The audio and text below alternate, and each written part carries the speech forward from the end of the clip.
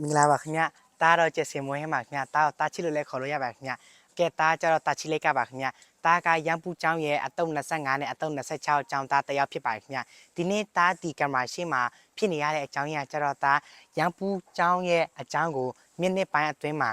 တူလေးနဲ့ရှင်းရှင်းလင်းလင်းအားလုံးနားထောင်လို့ကောင်းအောင်လာပြောပြမှာဖြစ်ပါခင်ဗျဟုတ်ကဲ့လိုက်ကြည့်ကြပေးပါဦးခင်ဗျ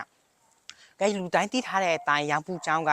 အင်္ဂလိပ်စာတင်လို့ကောင်းတဲ့နေရာတနေရာလို့အားလုံးကသိထားကြတယ်ပြီးတော့ဒီရန်ပူကျောင်းဒီလိုနာမည်ကြီးခဲ့တယ်ဆိုရင်ဒါတွေပဲရှိတာလားဆိုတာအတူတူလိုက်ကြည့်ကြရအောင်ခင်ဗျဟုတ်ကဲ့ရန်ပူကျောင်းကပါလဲရန်ပူကျောင်းဆိုတာဒီရန်ပူကျောင်းထဲမှာသားတို့ကအင်္ဂလိပ်စာတင်မယ်အင်္ဂလိပ်စာတင်ပြီးတော့သားတို့ရှမ်းလူမျိုးတွေအတွက်ရှမ်းတမိုင်းအကြောင်းရှမ်းရဲ့ဒလိထုံးစံတွေလည်းတင်ပေးပါခင်ဗျဟုတ်ကဲ့ရန်ပူကျောင်းကပြန်มาလဲရန်ပူကျောင်းကမြန်မာနိုင်ငံရှမ်းပြည်နယ်အရှေ့ပိုင်းကျိုင်းတုံမြို့လွိုင်လုံအုပ်စုရန်ပူရွာမှာတည်ရှိတဲ့ဘုန်းကြီးကျောင်းတစ်ကျောင်းဖြစ်ပါတယ်ခင်ဗျဟုတ်ကဲ့ရန်ပူကျောင်းကဘယ်သူတည်ထောင်ခဲ့တာလဲရန်ပူကျောင်းကကြောက်ခိုးကြောက်တိကတည်ထောင်ခဲ့တာဖြစ်ပါတယ်ခင်ဗျရန်ပူကျောင်းကမဲချင်းတည်ထောင်ခဲ့တာလဲရန်ပူကျောင်းကတည်ရှိလာတာဘယ်လောက်ကြာပြီလဲရန်ပူကျောင်းက2001ခုနှစ်မှာတည်ထောင်ခဲ့ပြီးတော့တည်ရှိလာတာ25နှစ်ကျော်ရှိပါပြီခင်ဗျဟုတ်ကဲ့ဒီကျောင်းမှာကျတော့သားတို့လူမျိုးဘာသာမျိုးအကုန်လာနေလို့ရတဲ့ကျောင်းတစ်ကျောင်းဖြစ်ပါတယ်ခင်ဗျဥမာတားကြည့်ပါခင်ဗျတားအခါပါပဲခင်ဗျတားလည်းခရစ်ယာန်တရားပါပဲခင်ဗျဒီဗုဒ္ဓဘာသာဝင်လူမျိုးတရားလည်းမဟုတ်ပါဘူးခင်ဗျဒါပေမဲ့တားတို့ဒီလိုဖြစ်နေပေမဲ့လည်းစိတ်မပူပါနဲ့ခင်ဗျဒီရန်ပူကျောင်းမှာကျတော့တားတို့အကုန်လုံး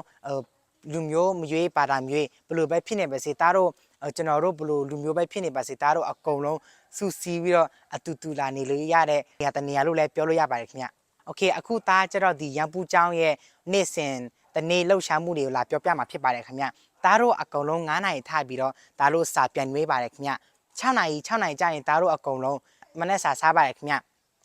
ပြီးတော့9နာရီကြာရင်သားတို့အကုန်လုံးဖះပထမအချိန်ဖះရှိခိုးပါတယ်ခင်ဗျဖះရှိခိုးတဲ့အချိန်မှာသားတို့အချိန်နဲ့ပေးပြီးတော့သားတို့အကုန်လုံးတရားထိုင်ရပါတယ်ခင်ဗျပြီးတော့10နာရီကနေ10နာရီထိသားတို့ရဲ့ပထမတစ်ချိန်စာတင်တဲ့အချိန်တစ်ချိန်လို့လည်းပြောလို့ရပါတယ်ခင်ဗျပြီးတော့17နာရီကြာရင်သားတို့အကုန်လုံးတူနေ့လယ်စာစားကြပါတယ်ခင်ဗျပြီးတော့12နာရီအချိန်ဒီနေ့လယ်အချိန်ကကျတော့သားတို့ရဲ့နားလက်ချိန်လို့လည်းပြောလို့ရပါတယ်ခင်ဗျပြီးတော့တန်နိုင်ကနေ3နာရီထိသားတို့ရဲ့ဒုတိယစာတင်ချိန်ဖြစ်ပါတယ်ခင်ဗျဒီ3နာရီကနေ9နာရီထိကကျတော့သားတို့ရဲ့အားလက်ချိန်လွတ်လက်ချိန်လို့လည်းပြောလို့ရပါတယ်ခင်ဗျတစ်ခါတလေလဲသားတို့ကျောင်းထဲမှာကျောင်းအလုပ်လဲကူလုပ်ပါတယ်ခင်ဗျပြီးတော့9နာရီခွဲကြာရင်သားတို့အကုန်လုံးညနေစာစားပါတယ်ခင်ဗျပြီးတော့6နာရီကြာရင်နောက်ထပ်တစ်ကြိမ်ဖျားပြန်ရှစ်ခိုးပါတယ်ခင်ဗျဖျားရှစ်ခိုးပြီးညနေဖျားရှစ်ခိုးပြီးတိုင်းတာဝန်ကျတဲ့လူတွေအတိုင်းသူတို့ကရန်ပူကျောင်းရဲ့စီကံချက်လေးတွေလာဖတ်ပြမှာဖြစ်ပါတယ်ခင်ဗျပြီးတော့9နာရီကနေ9နာရီခွဲအထိ